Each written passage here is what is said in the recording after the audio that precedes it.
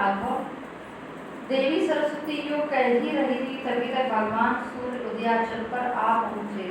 मानो वे जूझती हुई दोनों सेनाओं का आश्चर्यमय युद्ध देखना चाहते हो। उस समय जैसे भूलोक में आकाश के चिन्हभूत सूर्य चंद्रमा दिखाई देते हैं, उसी प्रकार से संहार हो जाने के कारण शून्य संग्राम में राजा पद्म, विदुरथ और राजा सिंधु के प्रकाशमान रथ चलते हुए दिख रहे थे। यानी कि अभी जो है राजा विदुरथ और राजा सिंधु दोनों का युद्ध चल रहा था और सूर्य भगवान जो है प्रचंडता में थे।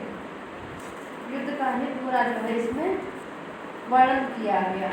कह रहे इस प्रकार जब महाभयंकर संग्राम चल ही रहा था, उसी समय जो है राजा सिंधु ने विपक्षियों की सारी सेना का विनाश और सेना की पीड़ा शांति के लिए एकमात्र वैष्णवास्त्र का स्मरण किया, जो दिव्यास्त्रों का राजा परम ऐश्वर्यशाली एवं कालरुद्र के समान श्रृंगारकारी था। वैश्वास्त्र से अभिमंत्रित करके राजा सिंधु ने जो बाण चलाया, उसके फल से उन्मुख आदि निकलने लगे। यानी कि एक जो है ये लोग तंत्र मंत्र भी प्रयोग करते थे, मोहन अस्त्र का भी सम्मान करते थे। मारण, मोहन, उच्चाटन।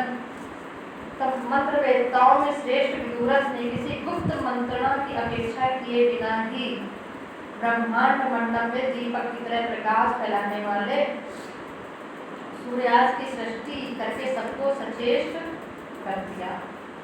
उस समय सूर्य रूपी अगस्त ने अपनी किरणों से प्रकट हुई अंधकार के महासागर को पी लिया, ठीक उसी तरह जैसे निर्मल शरद ऋतु काले बादलों को पी जाते। तो दोनों राजा क्या करते थे, मंत्र, तंत्र, मोहन, मारण, उच्चाटन यानी कि मंत्र करके भी जो है युद्ध लड़ते थे, उससे भी अस्त्र बना लेते थे। राजा थे देखो, फिर भी क्या थे, राजा होने के पश्चात भी क्या थे, ये भक्त थे भगवान। और जो है राजा सिंधु की कामना थी कि मुझे जो है पूरा ये राज्य मिल जाए, और राजा विदुरथ की कामना थी कि मुझे मुक्ति मिल जाए। उस देश की लीला में पूर्व लीला से कहा, देवी बड़े कष्ट की बात है, क्योंकि जैसे देवराज शत्रु का विनाश करने के लिए ब्रज का सहारा लेते हैं, उसी तरह राजा सिंधु प्रहार करने के लिए मूषलास्त्र की ओर देख रहा है। पर मेरे पतिदेव मूषलधारी राजा सिंधु को चकमा देकर बड़ी फुर्ती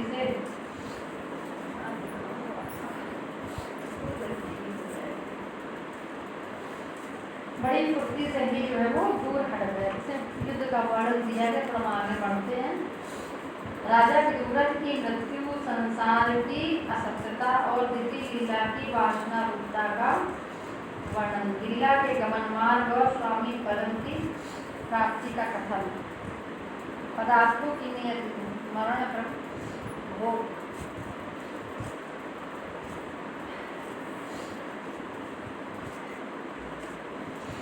कर्म, गुण एवं आचार के अनुसार आयु के मान का वर्णन, आदि सृष्टि से लेकर जीव की विचित्र गतियों तथा ईश्वर की स्थिति का निरूपण।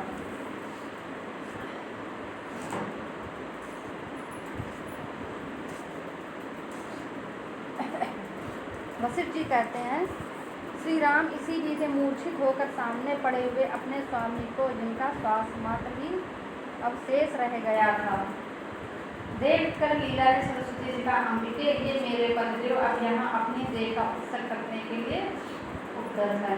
सरस्वती ने कहा, नीले इस प्रकार महान उद्योग से परिपूर्ण राष्ट्र उपलाकारी परम विचित्र व्यवसायों से युक्त इस संग्राम के आरंभ होने चलने समाप्त होने तक कहीं न कहीं कुछ न कुछ यह राष्ट्र का भूतला तो कहीं कुछ भी उत्पन्न हुआ और न ही नष्ट हुआ, क्योंकि यह जगत तो स्वप्नात्मक है।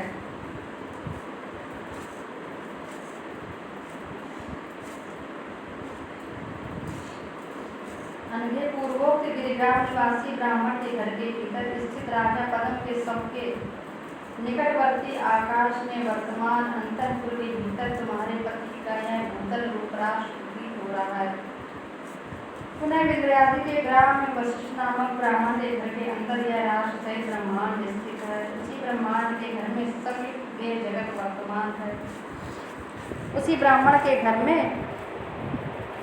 संयुक्त कर ले तो भी नहीं प्राप्त कर सकते। अपनी तपस्या से परमात्मा को नहीं प्राप्त कर सकते। कैसे प्राप्त कर सकते? ब्राह्मण की केवल प्रेम प्यारा, प्रेम से प्रकट हुई मैं जाना। भगवान को केवल केवल केवल जो है प्रेम ही प्यारा है। सबसे ऊंची प्रेम सगाई दुर्योधन धर्म मेवा त्यागी साग विदुर भाई। सबसे ऊंची प्रेम सगाई। आपके दो पुत्र हो, एक बहुत बड़ा बली हो, बहुत संपत्ति हो उसके पास, लेकिन प्रेम नहीं उसको आपसे, तो आपको वो जो है आपका भी उसमें प्रेम नहीं होगा। दूसरा गरीब हो लेकिन आपको बहुत प्रेम करता हो तो आपको भी उससे ही उतना प्रेम होगा। वही नियम जो है परमात्मा के साथ है। जब हमारा जो है प्रेम पवित्र हो जाता है और सिर्फ प्रेम ही रह जाता है तो वहाँ परमात्मा अपने आप प्रकट हो जाते हैं। कतई नहीं देखते हैं कि तुम मल में सने हुए हो कि कीचड़ में सने हुए हो कि तुम पापों से सने हुए हो, कुछ नहीं देखते। यानी हमारा अपना बल कुछ बल नहीं है, बस केवल एक प्रेम ही है। सोचे कि हम जब बहुत करेंगे, नाम बहुत लेंगे, ध्यान बहुत करेंगे, नाक दबाते बैठेंगे, प्राणायाम करेंगे, आसन लगाएंगे, समाधि लगाएंगे तो आ जाएंगे परमात्मा, नहीं आएंगे। कहते हैं जन्म जन्म मुनि जतन कराए अंतराम कई आवत नाए। तो जितना जतन भी करते रहो जन्म जन्म भर, फिर भी जो है अंतर में उनके नाम नहीं निकलता है। बता मुँह से नाम ना, अजीब बात है, सोचने वाली बात है। क्यों? क्योंकि अपना बल सोचा हमने जिस वक्त की हमारा अपना बल है, परमात्मा दूर हो जाएंगे।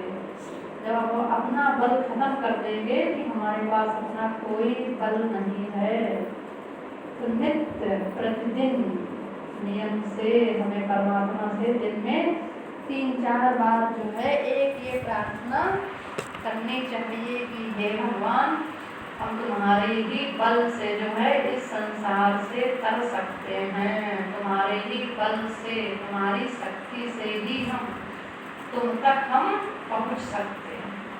अपने बल से हम नहीं पहुँच पाएंगे, अपनी भक्ति अपनी शक्ति से हम नहीं पहुँच पाएंगे।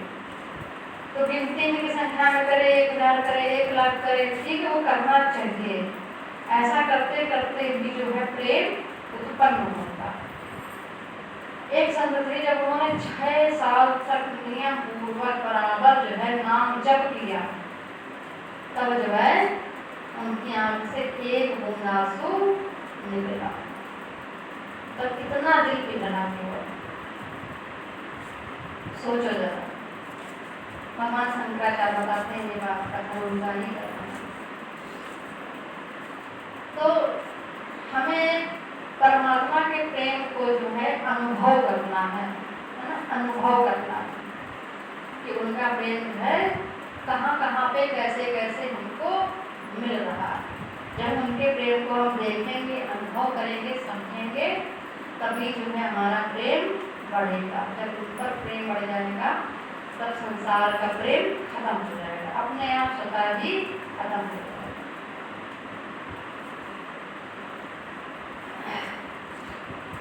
लीला ने पूछा, देवी ये पहले ही वहां पहुंचकर देह धारणी कैसे हो गई? इसके मेरे सपत्नी भाव को प्राप्त होने में क्या कारण है? तथा राजा कदम के उस उत्तम राजमहल के जो निवासी है वे इसे किस रूप में देखना चाहते, इसे क्या कहते हैं? यह सब मुझे संक्षेप से बताइए। देवी ने कहा, लीले तुमने मुझसे जैसा प्रश्न किया है मैं वैसा ही जो है वर्णन करती हूँ, कहती हूँ। यह दूसरी लीला के रूप में वर्तमान तुम्हारा ही वृत्तांत है जो तुम्हारी शंकाओं का निर्णायक है। इससे मरण परलोक गमन आदि भी है जिनका प्रत्यक्षीकरण होना कठिन है, तुम्हारे दृष्टिगोचर हो जाएंगे। यह जो नगर आदि रूप से दृष्टिगोचर होने वाला जगन्मय भ्रम है, यह विस्तृत भ्रम तुम्हारा पति या राजा पद्म उसी संयुक्त ग्रह में देखता है। यहाँ तक कि यह सामने घटित हुआ युद्ध भ्रम युद्ध है, यह लीला भी भ्रांति स्वरूप ही है, यह जन समुदाय जन्मादि रहित आत्मा है। तो इतना बड़ा देखो युद्ध हुआ, लीला ने अपने पति को मरा हुआ देखा, फिर उसके बाद भी पहुंचती उसके राज्य में तो देखती है कि उसके पति का दूसरा जन्म हो चुका है, वहां पर वो जो है वो युद्ध लड़ने गया है। तो कह रही है सब जो है सब कुछ भ्रम है। क्या है? आप ऐसे मानिए समझिए कि कितने लोग आपके आसपास आए और छूट गए, ऐसे चले गए जैसे कभी थे ही नहीं, भ्रम ही तो था। तो भ्रम की तरह से ही पूरा संसार फैला हुआ है। जो इस भ्रम से जितना दूर है वो उतना ही शांत है ना। अब जिसको भ्रम किया है, जिसका भ्रम पक्का है, तो उसके अंदर विक्षेप है, उसके अंदर अशांति है, उसके अंदर दुख है, कहीं सुख है, कहीं दुख है, कहीं कुछ है। अब जिस संत है, महात्मा है, उसने जानता है कि धन क्या है, मिट्टी के समान है। जब मेरा अपना शरीर नहीं रहेगा तो धन का क्या रहना है। तो कभी भी हिस्से के लिए, जमीन के लिए, किसी बात के लिए नहीं लड़ेगा, क्योंकि वो जानता है कि ये भ्रम रूपी है। अगर उसका ये ज्ञान पक्का है तो। जिनके संसारियों के ज्ञान नहीं होता है तो छोटी छोटी सी बात के लिए लड़ जाते हैं कि तुमने कूड़ा मेरी तरफ फेंक दिया, तुमने अपनी नाली मेरी तरफ निकाल दी, क्योंकि विश्वास नहीं है उनको भगवान पे। ना उनके पास धर्म है, ना उनके पास विश्वास है, ना उनके पास ज्ञान है। जिसके पास विश्वास है परमात्मा का, ज्ञान है परमात्मा का, धर्म है, तो आप कितना भी उसके साथ गलत करो वो प्रभावित नहीं होगा। वो अपने आप में ही खोया हुआ है, जानता है कि समय है, समय एक समान है, कल जो है, आज जो है जितना हमसे कोई विपरीत है, कल अपने आप ही हमारे अनुकूल हो जाएगा परमात्मा की इच्छा से। यही संसार है, यही अध्यात्म है। तो एक फकीर है, एक संत है, वो अपने आप को सीमित करता जाता है, ना संकुचित करता जाता है। स्वयं को क्या कर रहा है? संकुचित कर रहा है। अपने शरीर की भी इच्छाएं उसने मार दी हैं, धन की भी इच्छाएं मार दी, परिवार की भी इच्छाएं मार दी, सारी इच्छाएं मार दी उसने। केवल वो किस लिए जी रहा है? आत्मा के लिए जी रहा है ना।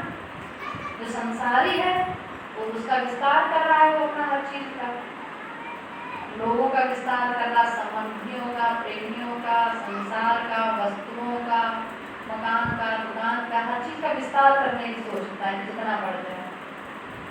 और जिसका ज्ञान पक्का है,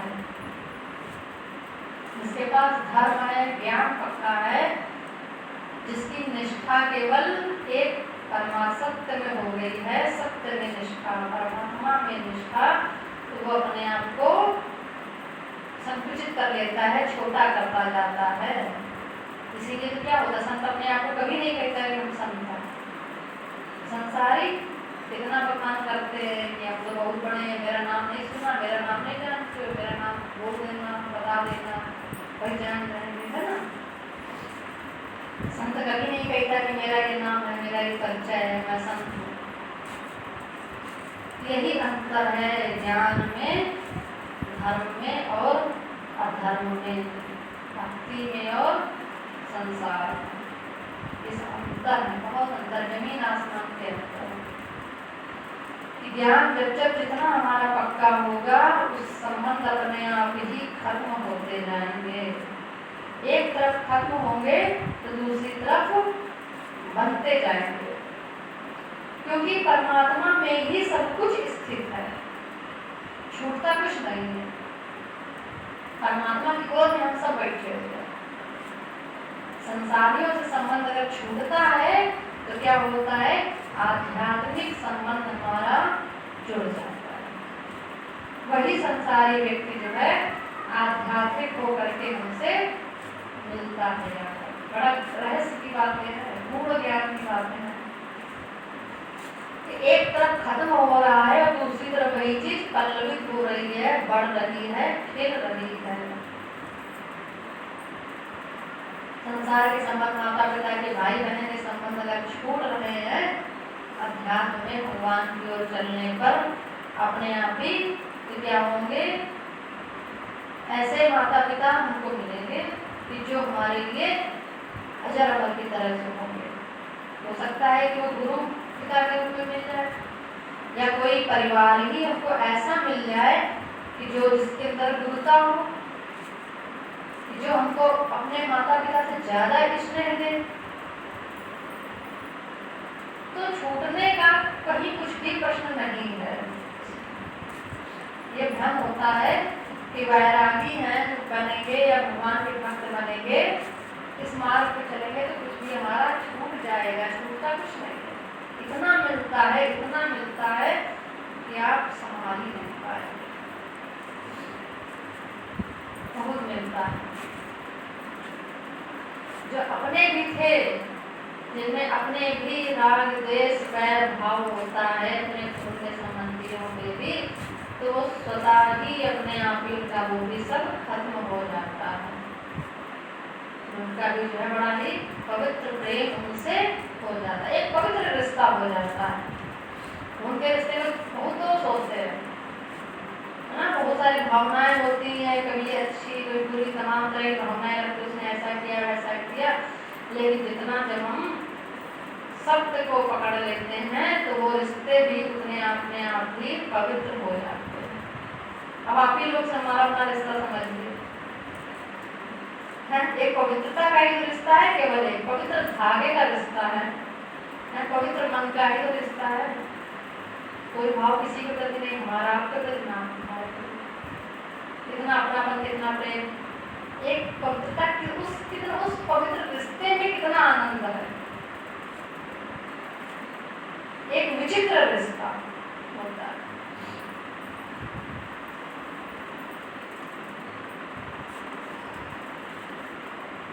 इस प्रकार यह संसार भ्रमात्मक है, इसी भ्रम कर्म से लीला इस राजा पद्म की प्रेयसी भाव्य हुई है। वरारोहे तुम और यह दोनों सुंदरियां भी स्वप्न मात्र ही हो। जिस प्रकार इस राजा की दोनों सुंदरी प्रियतमाएं स्वप्न मात्र हो, उसी तरह दोनों का पति है राजा और मैं भी स्वप्न मात्र ही हूँ। तो क्या है, आप इस संसार को किस तरह से देखिए, सपने की तरह देखिए, है ना। जब आप सपने की तरह देखेंगे तो कभी दुख नहीं होगा, उलझन नहीं होगी, अशांति नहीं होगी। सच मानेंगे इसको तो कष्ट होगा, क्या रे उसका ये काम नहीं हुआ, उसकी ये पढ़ाई नहीं हुई, वो कमजोर है, उसके ये काम नहीं हुआ, यहाँ ये नहीं बना, वो नहीं बना, ये कभी होगा। इस तरह जगत की ये सारी शोभा भी भ्रमपूर्ण ही है और यहाँ का दृश्य वर्ग भ्रम मात्र कहा जाता है। इसी तरह यह लीला, तुम, यह संसार, स्थिति, यह राजा पद्म और मैं, ये सबके सब परमात्मा के सर्वव्यापक होने के कारण उसी परमात्मा में सत्य रूप से स्थित हैं। अतः महाचिदघन की स्थिति के सर्वात्मक होने के कारण ये राजा आदि और हम लोग यहाँ परस्पर एक दूसरे के द्वारा प्रेरित होने के कारण इस रूप में परिणत हो गए हैं। जब इस लीला के लिए पद्म की मनोवासना जागृत हुई, उसी समय तुम्हारे शरीर के आकार का धारण करके चैतन्य रूप चमत्कार में प्रकट हो गई तथा तुम्हारे पतियों ने अपने मृत्यु के अनंतर शीघ्र से अपने सामने उपस्थित देखा। क्योंकि जिस समय चित्त वासना अभ्यास बस आदि भौतिक पदार्थों का स्वयं अनुभव करता है, उस समय उस अनुभव के कारण उसे यह दृश्य वर्ग सबके साथ प्रतीत होता है। अतः यह मिथ्या कल्पना मात्र ही है। तब जब चित्त इस भौतिक जगत के पदार्थों का सत्य रूप से अनुभव नहीं करता, असत समझता है, तो उस समय दृढ़ वासना बस उसके मिथ्यात्व का निर्णय हो जाता है। कहते हैं कि तुमने जो है इसको असत्य के रूप, अपने पति की तुमने भावना की इच्छा करी, तुम्हारे पति जो है प्रकट रूप में आ गए। तो जब जब जैसे जैसे जो है तुम भावना करती हो, है ना, आप इतनी भक्ति करती थी, है ना, कभी सोचा होगा कि हमें भी सत्संग मिले, ज्ञान मिले, गुरु मिले, तो परमात्मा कृपा इतना उच्च ज्ञान, इतना गूढ़ ज्ञान, रहस्यमय ज्ञान साधारण बात नहीं है सुनना, कि साधारणता ऐसे ही सुनने को मिलेगा। कई जन्मों की बड़ी तपस्या होती, भले ही आप अपने आप को साधारण समझे, ये बात मेरी आपको समझ में आ रही हो या ना आ रही हो, लेकिन कई जन्मों की तपस्या होती है, भक्ति होती है, जो इतनी गहरी बात सुनने को मिलती है। अन्यथा ये योग वासिष्ठ जैसे ग्रंथ लोगों ने सुने नहीं, जानते नहीं, कहीं सुनाए नहीं जाते, बस वही भागवत और रामायण ही सब जगह चलती है। ये गहरी ज्ञान की बातें, अद्भुत बातें कहाँ सुनने को मिलती है? बिल्कुल रहस्यमय, समझी नहीं आ रही बात, बहुत सी बात ऊपर निकल रही होगी, बहुत सी जबकि है बहुत सरल शब्दों में आप जैसे समझा के। तो ये सब जो है जरूरी, इसके लिए जरूरी नहीं कि कोई जब IAS हो, PCS हो, DM हो, डॉक्टर हो, बड़ा राष्ट्रपति हो, उसी को ये ज्ञान मिले। उसने इच्छा करी कि हम जो है इस पृथ्वी का सुख भोगे, तो उस रूप में वो आए, सुख भोग रहे IAS PCS डॉक्टर बनके। आप लोगों ने किसी ने इच्छा कभी रही होगी कि कभी सच्चा ज्ञान मिले, भक्ति मिले, तो ये भी सुलभ हुआ। कभी कोई इच्छा होगी इस जन्म की नहीं होगी, हो सकता है किस जन्म की हो।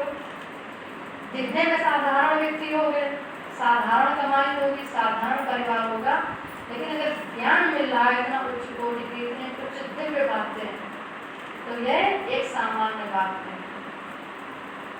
क्योंकि जब ध्रुव जी भी थे, तपस्या करने गए थे, दिखने में तो राजा के ही पुत्र थे, लेकिन जब गए तो एक साधारण अवस्था में ही उन्होंने तपस्या करी, सब छोड़ करके फकीर बन गए।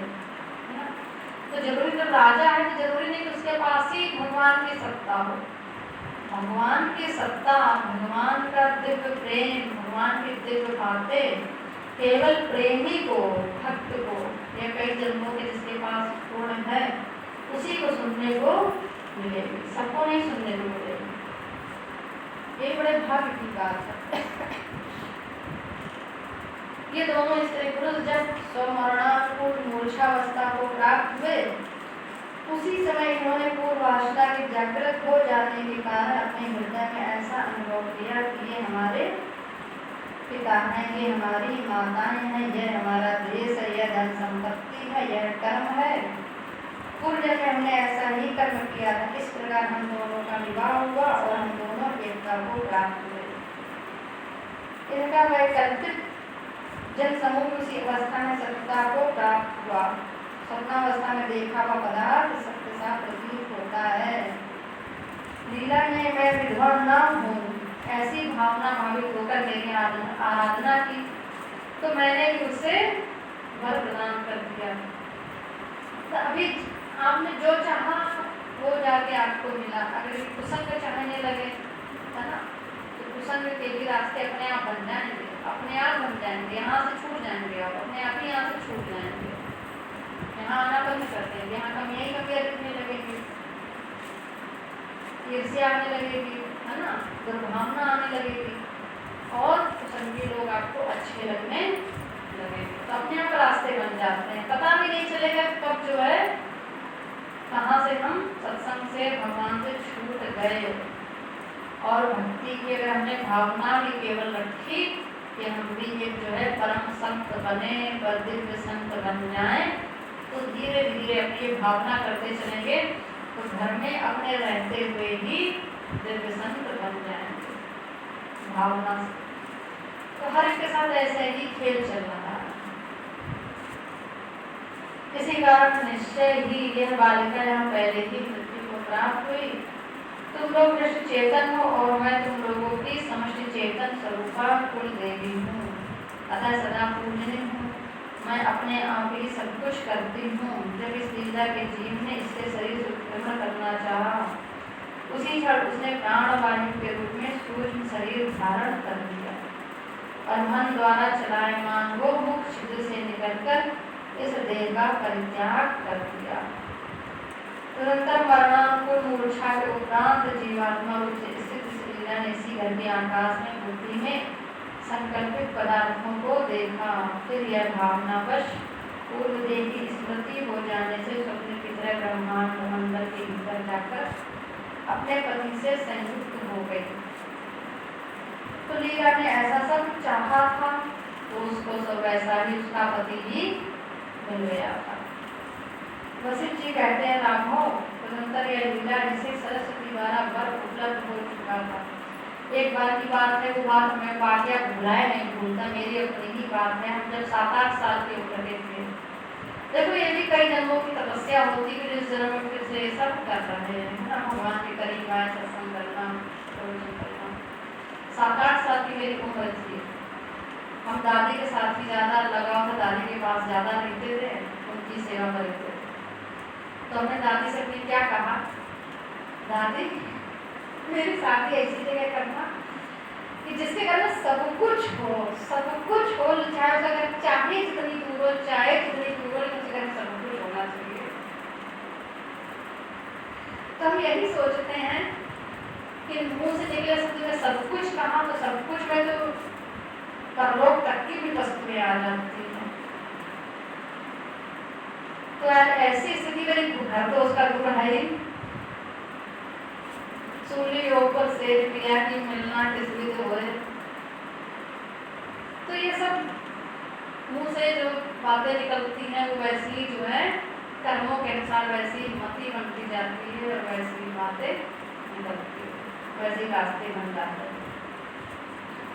इसी वासना में शरीर से अपने पति राजा पदन से मिलने के लिए आकाश मार्ग से ऊपर के लोकों में जाने को उद्यत हुई। उस समय पति मिलन के सुख का विचार करती है, प्रबल प्रेम और संयुक्त को आनंद पूर्वक उड़ चली।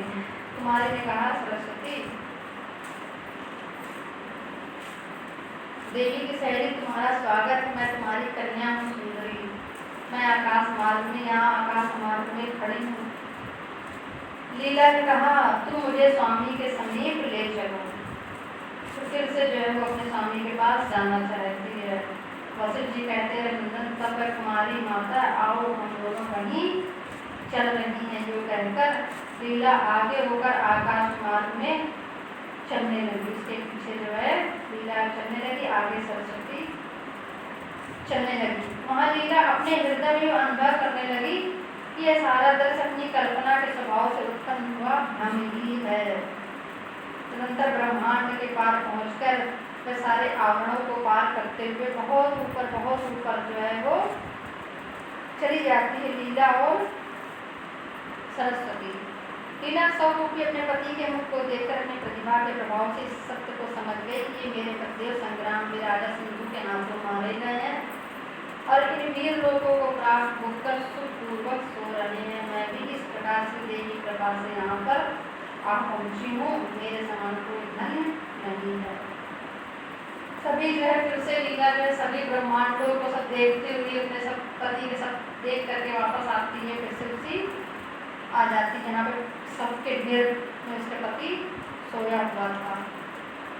देवी जी ने कहा, लीले वह राजा वह वासना में लीला उसके वे सभी भक्त परस्पर पति पत्नी एवं स्वामी सेवा के भाव के अनुकूल ही एक दूसरे को देखते हैं, जैसे मेरे स्वाभाविक भार्या है, मेरी स्वाभाविक सखी है, यही मेरी स्वाभाविक रानी है, यही मेरा स्वाभाविक नौकर है। अन्य किसी के लिए भी जानना यह सब असंभव है। इसे जो गातर वस्तु का ज्ञान प्राप्त कर चुके हैं, जिन्होंने परम धर्म का आश्रय ग्रहण कर लिया, वे ब्रह्मादि लोगों को प्राप्त होते हैं, दूसरों के लिए वह दुर्लभ है। यानी कि जिसने सत्य के धर्म को प्राप्त कर लिया है, सीधे ब्रह्मलोक को जाता है। तो भक्त जो है ब्रह्मलोक, विष्णुलोक, शिवलोक, इसी पृथ्वी लोक पर ही रह करके ही प्राप्त कर लेते हैं। तो इस शरीर की ऐसी अवस्थाएं हैं कि हमको इस शरीर में जितनी आयु मिली है उसका भोग तो करना ही करना होता है।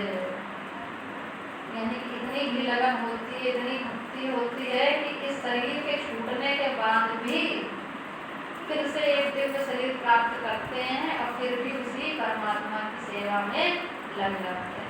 जैसे अश्वत्थामा आदि है ना, कि मरने के बाद भी शिव को जल चढ़ाने आते हैं। यानी कि बस एक ही क्रम, एक ही नियति और एक ही गति बनी रहती है। जो उबता है वो क्या है? संसारी है, भक्त है। भक्त तो एक ही नाम जानता है, राम। कितने बार नाम लेता है उसको नहीं उबता है। संसारी क्या करता है? वो एक साड़ी, एक कपड़े, एक गहने, एक ही प्रकार के साधन सामग्री, एक ही तरह की जीवन शैली, एक ही तरह के भोजन से उड़ने लगता है। लेकिन जो दिव्य आत्माएं होती हैं उनके पास कोई भी जो है उड़ने वाली कोई बात नहीं होती है। वो अपने उसी शैली में ही हजारों हजारों जन्म बिता देते हैं, केवल एक ही के सहारे। तो सत्य एक ही है, उसके बाकी क्या है? सब छाया है, प्रतिबिंब है। तो प्रतिबिंब से कोई लाभ नहीं होता ना। शीशे में अपना प्रतिबिंब दिखाई पड़ता से वैसे ही बिल्कुल पूरा पूरा शरीर दिखता शीशे में, लेकिन आप उस प्रतिबिंब से कुछ काम नहीं करा सकते। हमें उसके अंदर पूरा है, मुंह खोलोगे तो मुंह खुल जाएगा, आँख बंद होगा आँख बंद होगी, सब कुछ बेमतलब का है, लेकिन वो है बेमतलब का। तो उसी प्रकार से जितनी विभिन्नता है संसार की, वो सब जो है बेकार की है। एक ही सत्य है, उस एक को एक आस, एक भरोस, एक विश्वास, एक ही बल। उस एक को पकड़ के जब हम चल पाए,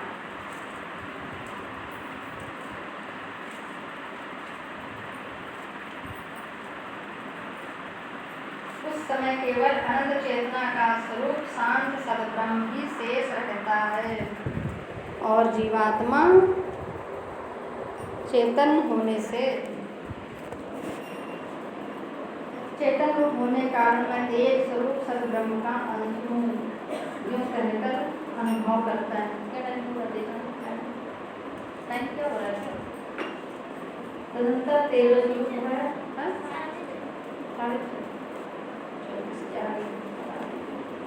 आनंददायक प्रकरण था। हमें तो खुद ही बताने में ही आनंद आ रहा था।